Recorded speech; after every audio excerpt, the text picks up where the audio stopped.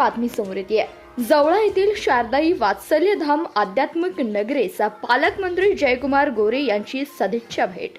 जवळा तालुका सांगोला येथील शारदादेवी वात्सल्यधाम आध्यात्मिक नगरी येथे माझे पिताश्री कार्यतपस्वी आमदार कैलासवासी काकासाहेब साळुंके पाटील, मातोश्री भगवत भक्त हरिभक्त पारायण शारदादेवी साळुंके पाटील व स्वर्गीय शकुंतला देवी साळुंके पाटील यांच्या पवित्र स्मृती स्थळाला महाराष्ट्र राज्याचे ग्रामीण विकास मंत्री तथा सोलापूर जिल्ह्याचे पालकमंत्री माननीय नामदार श्री जयकुमारजी भाऊ गोरे यांची सदिच्छा भेट दिली।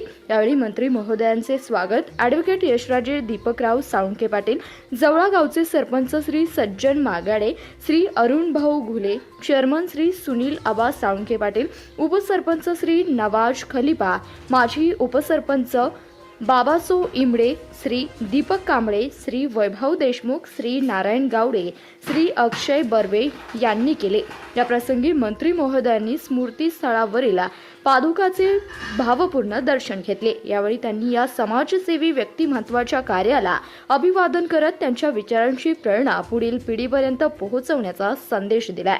तसेच पोलीस व मिलिटरी भरतीसाठी प्रयत्नशील असलेल्या युवक युवतींसाठी कार्यरत हरिभक्त पारायण शारदादेवी साळुंके पाटील करिअर अकॅडमी येथे भेट देऊन विद्यार्थ्यांशी संवाद साधत त्यांच्या तयारीची आस्थेने विचारपूस केली आणि त्यांना प्रेरणादायी मार्गदर्शन केले।